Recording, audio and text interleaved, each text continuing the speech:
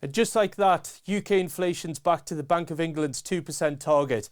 Is it all that straightforward? Stay tuned to find out more.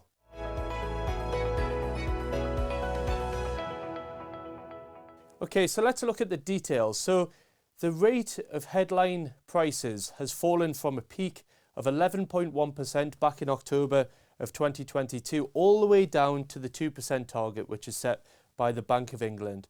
Helping this trend, there's been a couple of dynamics. One has been food prices, which the rate of price increases has almost halved from 2.9% to 1.7% on an annualised basis.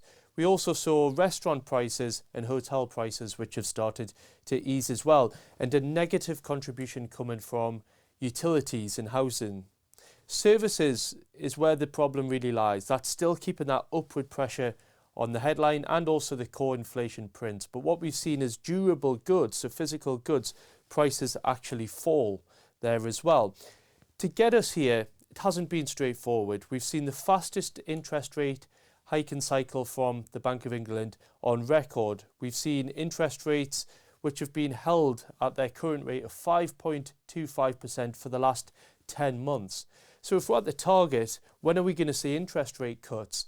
Well, there's one other component to consider. It's not just the headline reading. The Bank of England are also going to be focused tomorrow when they meet on the core reading, which we're seeing as well. Core inflation strips out food and energy costs from that headline print because those readings are typically more volatile. And what we're seeing with the core reading is it's still above that target, 3.5%, so it's 1.5% above the target. Services have been the main contributing factor to that reading which we're seeing.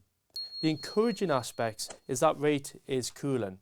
It came down from 3.9% on an annualised basis last month to its current read of 3.5%.